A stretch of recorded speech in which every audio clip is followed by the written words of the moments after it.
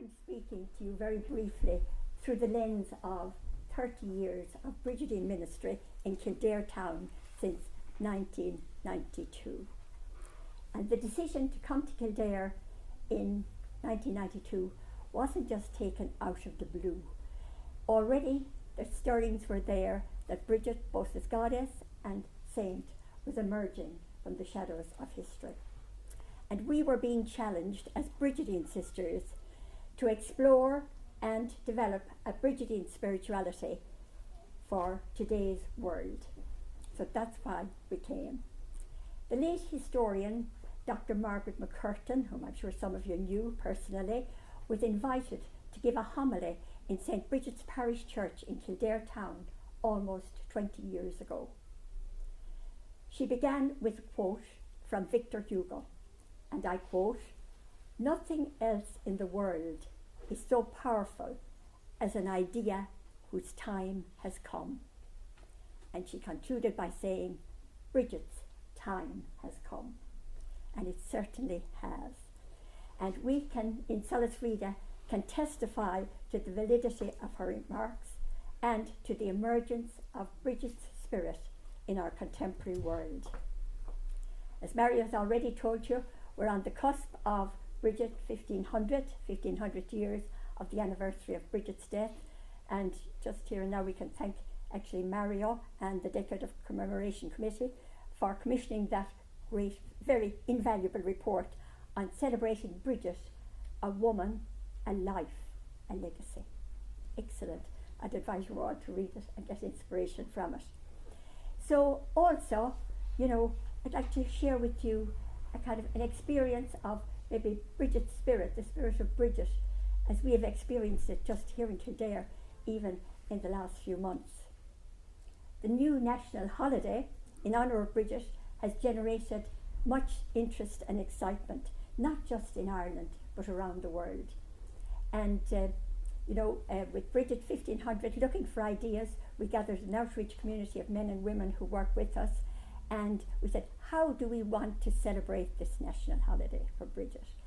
And they were sure, while we love parades and processions and all that, we wanted to do something different. We didn't want it to be a boozy day either. So what would we do for Brigid? So to give it a spiritual underpinning today and to the values espoused by Brigid, we came up with the idea of a pause for peace, a global pause for peace. And we launched a global pause for peace movement in conjunction with Inti Kildare and inspired by the idea of Brigid 1500. And it was amazing what happened. We launched it in Solas Rita on the 12th of January. On the 27th of January, we had a visit from Leo Varadkar and colleagues to Solas Rita to give support to the pause for peace. And that Kildare was calling for this pause for peace on St. Brigid's Day at 12 o'clock local time, no matter where you were in the world. And it was to give this underpinning to the national holiday. So if you can imagine the excitement when he arrived, but I think the icing on the cake came with a letter of endorsement from President Michael D. Higgins to Inti Kildare and ourselves. And I quote an extract from his letter to us.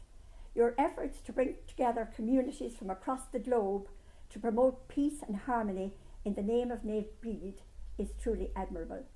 Mar Uachtarán na hÉireann, may I thank you for this initiative, which constitutes a form of active global citizenship at its best. This new Pause for Peace movement is a unique event which breaks new ground in recognising the cultural and historical importance of St. Brigid beyond borders and aims to form a spirit of solidarity and peace in societies all over the globe." What else could you want as an endorsement to that? But it's our dream and our vision that Kildare, this call for peace, for 1 minute silence at noon, Brigid's Day, everywhere around the world, a wave of peace through the world because of Brigid's association as a peacemaker, renowned as a peacemaker. So I can tell you we're still processing what has happened in such a short time, but definitely convinced me Brigid's spirit is truly alive in our contemporary world. Again, confusion abounds as to who Brigid was. Scholars and others now we're all asking, who was Brigid of Kildare? And scholars are still attempting to respond and answer that question. We've had several new publications in recent years. However, when speaking about Brigid, it's helpful to remember we're talking about a time of pre-recorded history. So you're free to do whatever you like. We are very dependent on an oral tradition. Historical facts about her are minuscule. But what we do have, we have a treasure trove of Christian hagiography, folklore, customs, genealogy, myths, legends, stories, poems associated with her. And I'll just be mentioning a few of those very briefly as I move through this presentation. We have 7 medieval lives of Brigid. Mary has already referred to 3 of them. I think you mentioned in particular Cogitosus and the Vita Brigida, the life of Brigid. So again, not recording historical events in the hagiographies, but really talking more about the way of life of the saint than events in the life of the saint. And to remember too that her life straddles the pre-Christian Christian era.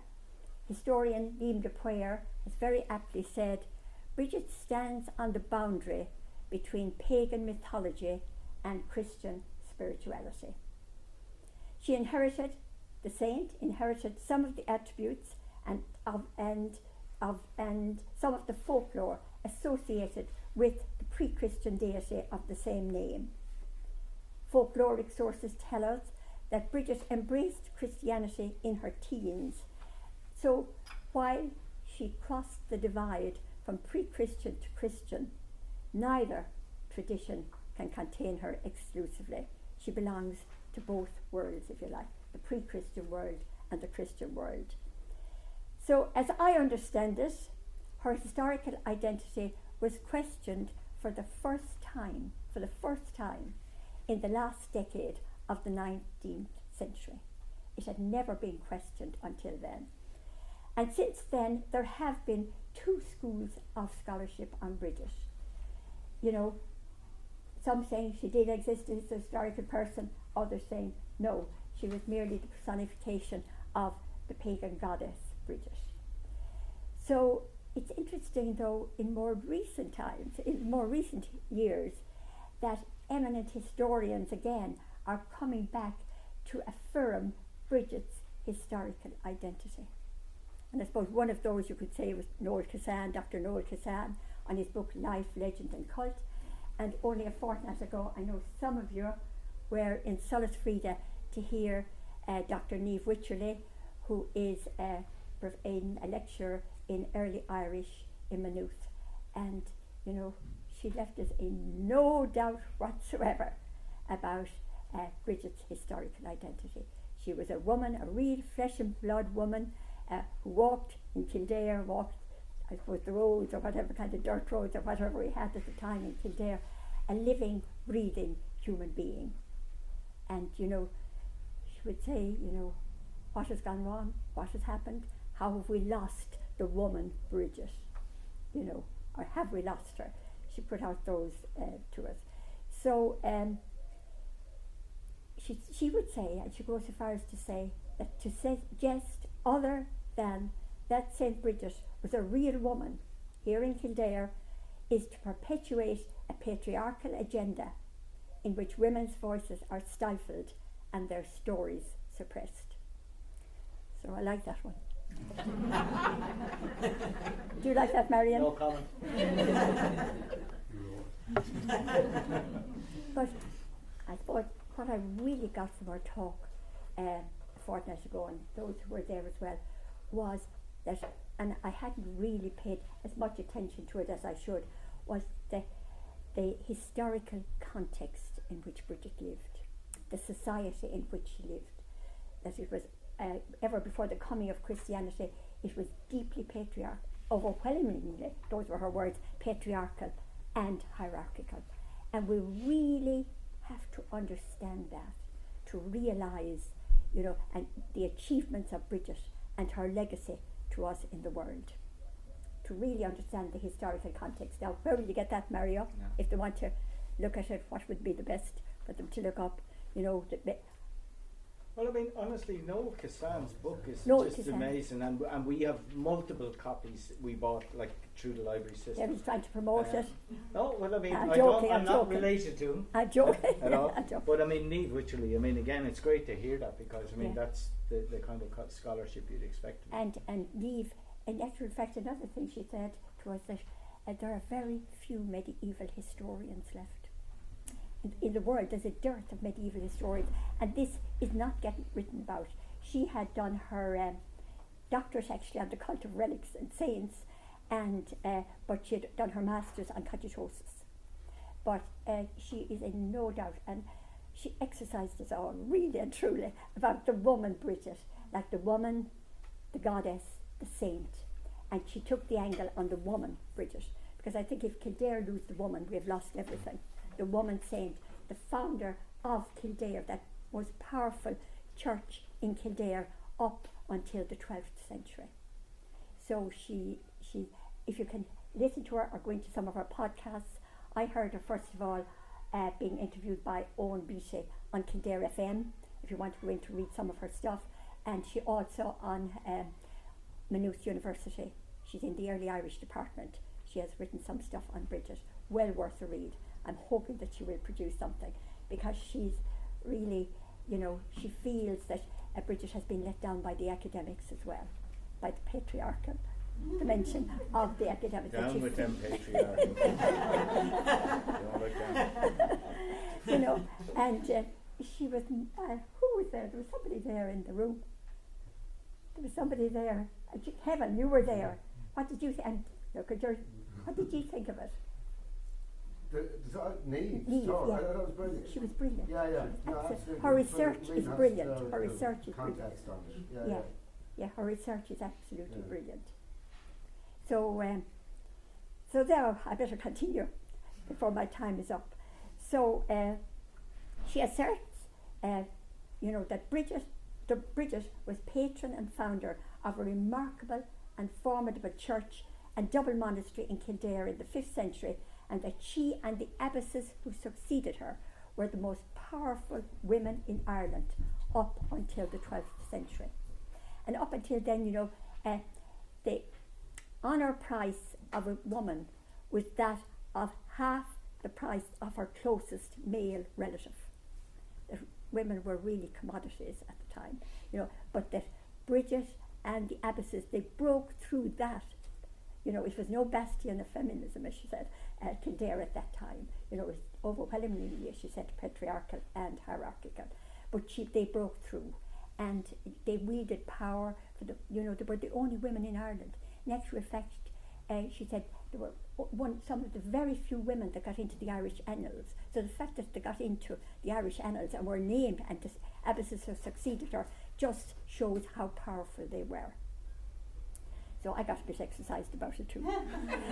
So just to go on and to say that, in the middle and late Middle Ages, Saint Brigid, I'll go to the saint now, is portrayed as a woman of extraordinary faith, an exceptional spiritual leader, an organiser, an anam cara, a soul friend, and the monks and scholars leaving Ireland from the 6th century onwards carried her name and her spirit to England, Scotland, Wales, and later to continental Europe.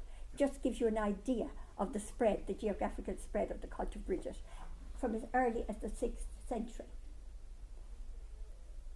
And already, as she said, there are relics of Brigid in Switzerland in the 6th, 7th, before we ever hear of a goddess in the 10th century. The relics of the saint are already in Switzerland. She's been taken out of Ireland. Anything happening, Mario? Yeah, no, they're all flashing through there. I'll put the European one back up. It just gives the overview. It shows how big it was. Oh yeah, you can see it. Sorry, I couldn't see it from here. Yeah. In fact, it said, and those maps attest, she was far better known. She was the real deal. that she said, in continental Europe, far better known in Europe than St. Patrick. St. Brigid was. And in fact, churches dedicated to her, stained glass depictions of her, early Irish manuscripts, liturgical texts dedicated to her can still be found in churches and libraries throughout Europe. And from the 17th century onwards, missionaries and migrants have carried Brigid's story and devotion to her with them beyond Europe to the Americas, Australia, New Zealand, Africa, and the wider world. Trace elements of Brigid are found all over the world. So, thank you, Mario, for that. So I now look at maybe how she's emerged in more recent centuries and how her legacy continues all the time to unfold in this evolving universe that we're in. We in Salus Rita, welcome people of all faiths and none, visitors and pilgrims from all over the world, and they attest to the legacy of St. Brigid and to the goddess in so many ways. They come to Kildare for a myriad of reasons. It may be because someone in their family is named Brigid. Some may belong to a Brigid's parish, a Brigid's school, a Brigid's hospital, a Brigid's institution of some form or other on the continent. Some are past pupils. Many justice and peace groups come to us interested in social and ecological justice to find out more about St. Brigid. Many come who are searching for a spirituality that is inclusive of all creation and looking for nourishment, spiritual nourishment for life's journey. Many interfaith groups come. We also have a lot of visits and requests from goddess groups who are part of an international goddess movement. They come. So Brigid is remembered through the ages as a spiritual leader, a woman of the land, an advocate for the poor, a peacemaker, and above all, a woman of legendary hospitality. She has left an inspiring legacy through the values she espoused, and her life continues to speak to some of the major issues that confront us in our world today. And I think that's why aspects of her life are appealing again to contemporary society. And that's why I think interest is surfacing in her again, because she's seen as relevant and having something to say to us. She certainly blazed a trail for female leadership in 5th century Ireland, and a model for many today in their efforts to promote the equal dignity of men and women in church and society. She's remembered today and remembered as the woman of the land. Her feast day in the Northern Hemisphere is associated with the beginning of the agricultural year.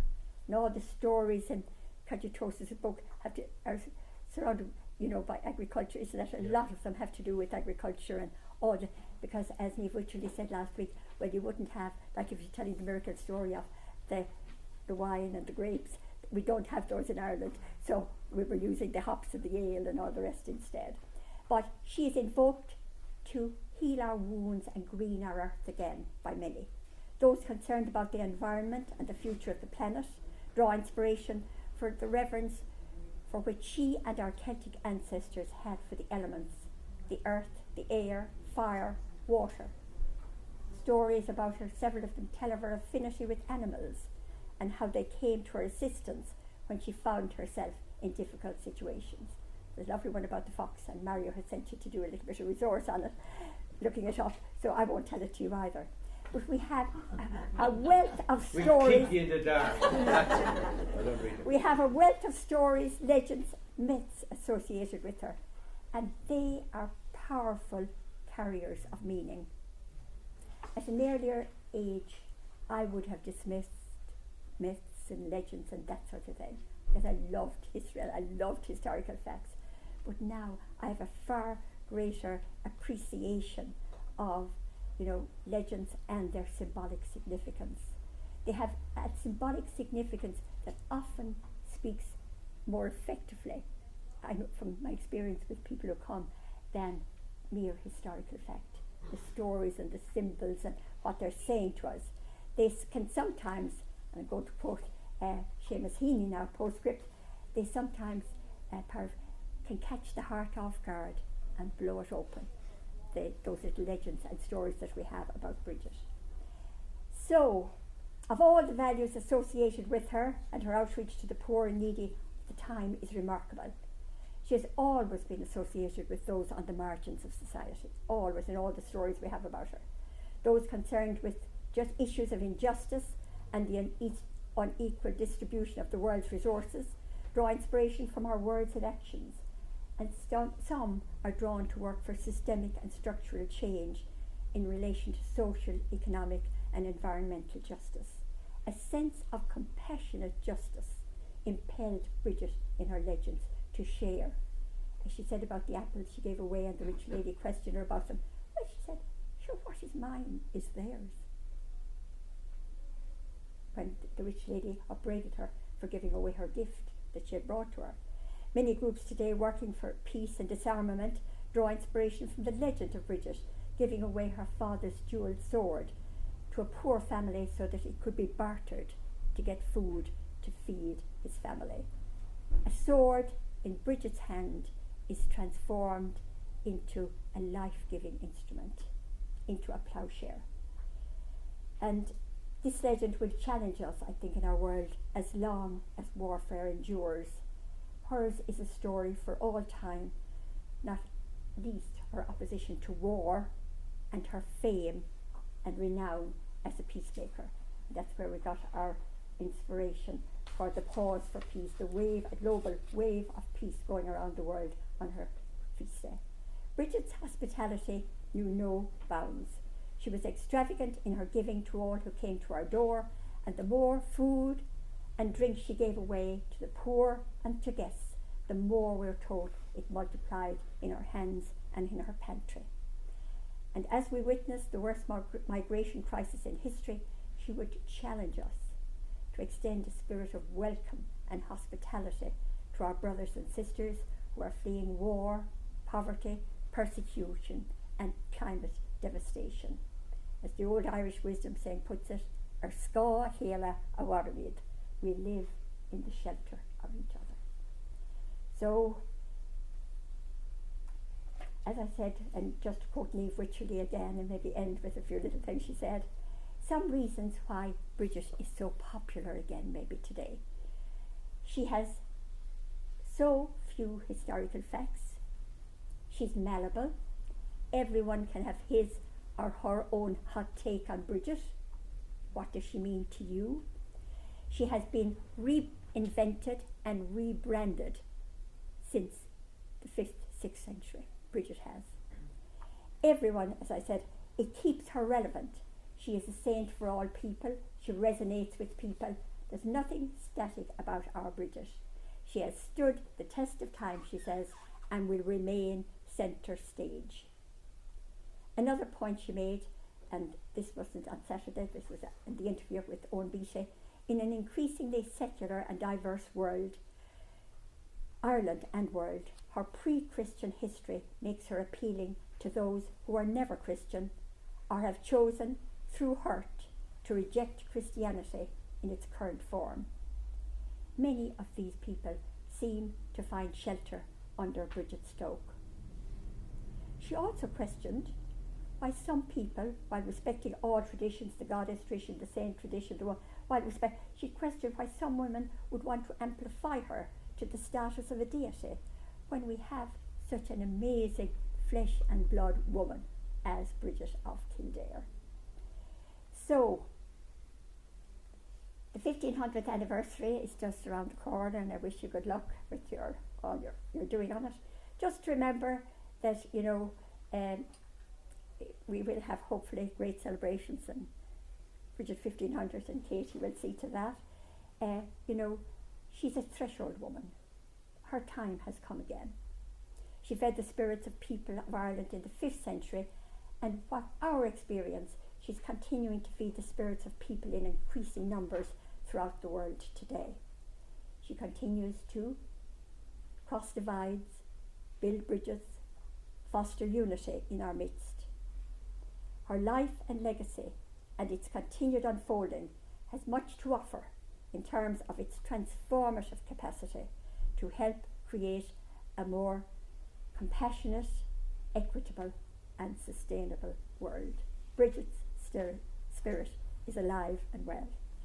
So I think that's it for now. Unless